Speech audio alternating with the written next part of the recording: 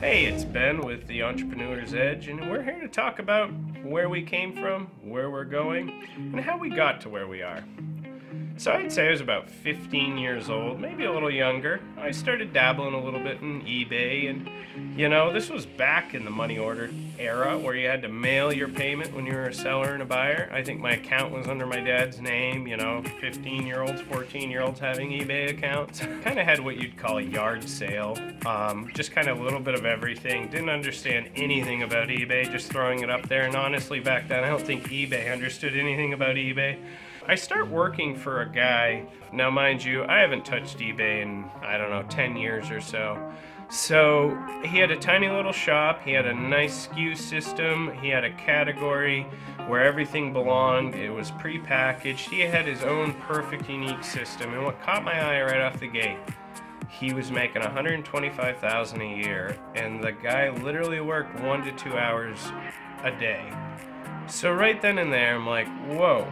I would list the items. I was what you'd call a lister. He would pay me $1 a listing, and I'd sit there, I'd list 50, 75, 100 items a day. So it rejuvenated those juices I had to get eBay going again. Like, wow, like seeing that somebody could do this, that's all I needed. Being a part of it, interacting. I said, why not? I had, again, the yard sale approach. I was selling antique books, I was selling stuff I'd find at thrift stores, I was selling clothing, I was selling a little bit of everything. So the first, month, maybe 60 days, and we'll get into this later, but the algorithm hadn't really picked me up. I was kind of getting frustrated. So at the time, I'm working half an hour a day for myself, getting orders out, prompt shipping. At the time, too, I don't have a label printer. I don't have anything. I don't have anything that makes my life easier. I'm going to the public library to print off my labels, to tape them on packages, remembering what package is what. I'm going to the post office. And at the time, I'm a very interacting kind of guy. I know how to find a deal. I know how to look at something and know what it's worth. And I'm slowly learning eBay. So by now my store's got maybe 500, 400 items.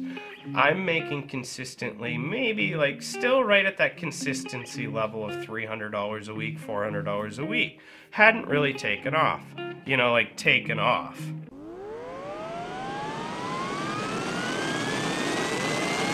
We're still kind of with the mix of eBay items. We have the yard sale, the buckshot effect.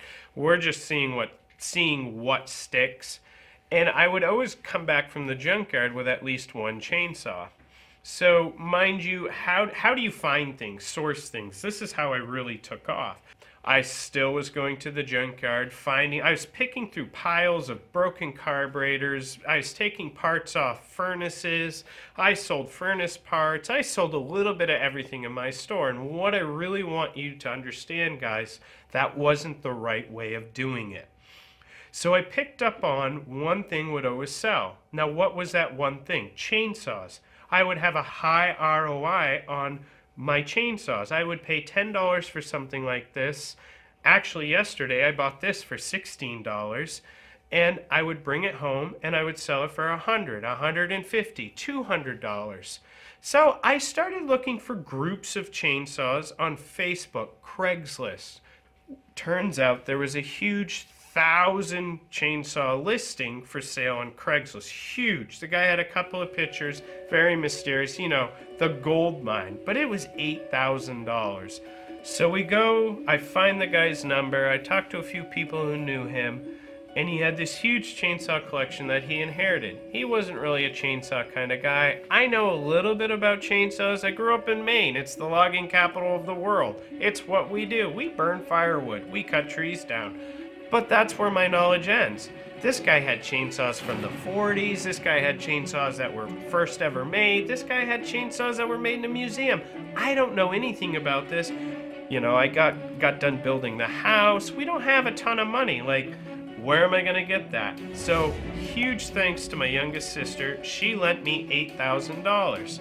I would not be here today if it weren't for my youngest sister. And a huge thanks to the rest of my sisters for supporting me through this. So I get a U-Haul, the biggest U-Haul that they made. We fill it full, we made 2 trips, and by now I have stuff that can fill into my building, this huge building I just built. Mind you, I still have a 400 to 500 item store on eBay.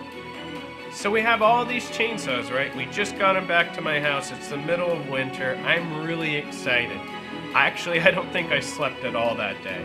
So I'm instantly listing these things. I think I stayed up till probably midnight that night, just as quick as I could get them.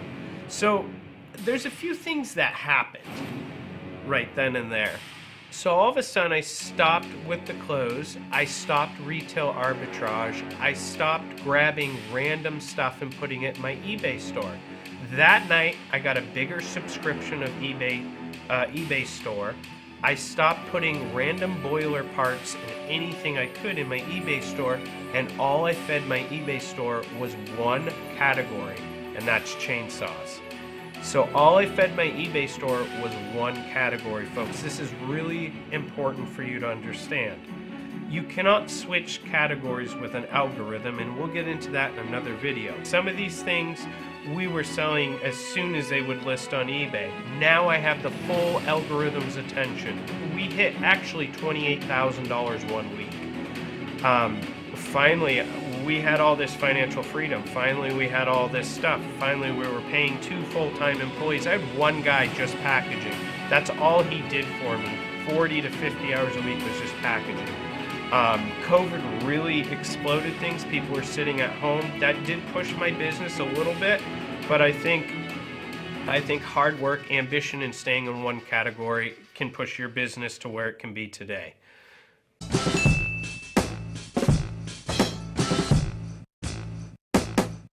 This chainsaw collection I knew was coming to an end quick. Now all of a sudden, I went from doing this out of my basement, my mom's attic. Now all of a sudden I'm realizing I have 2 guys that rely on me. Now I have responsibility. Now I formed an LLC. Now I'm talking to accountants and lawyers. I had to figure out where I was going to get more. I need more chainsaws. I'm selling through. I started out buying chainsaw collections as far as Vermont. I went down to upstate New York.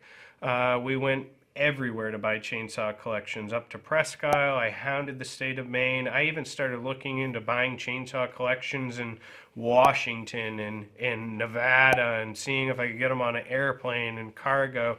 The sad reality is I ran out of chainsaw collections. No collection was like that first one I bought. And slowly it all started to dry up. Now I have a little strategy, a little knowledge under my belt. Now I know how to manage this. I went back to car parts.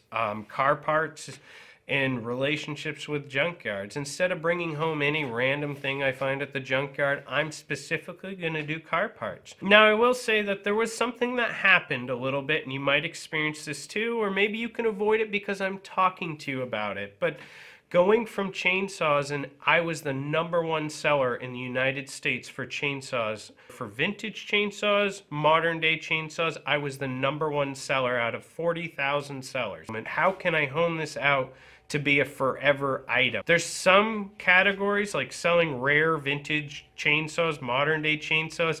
That category isn't going to always, that supply isn't always going to be there. I needed something with consistent supply. And what did I know? I know junkyards. I started buying car parts. We shifted more. We got rid of a lot of our setups, our photo booths. So we got rid of and downsized and moved a lot of items to doing car parts.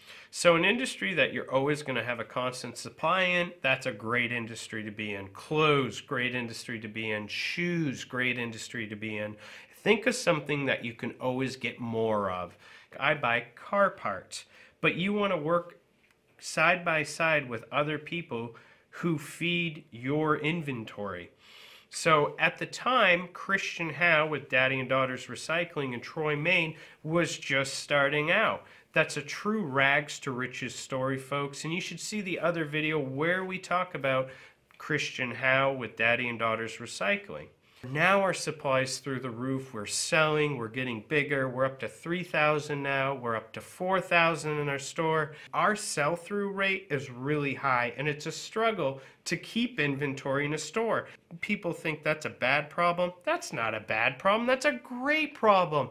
Who cares how big your store is? If your sell-through rate every week is this big, that's a great problem to have. So I know we just talked about a lot of topics, and it's just kind of my origin story, so to speak. We're going to cover a lot more topics about sales, algorithms, and how to delegate all your eBay issues, and how to start your own eBay store. So if this stuff interests you, click the like button, follow, subscribe, and see you next week with our next video.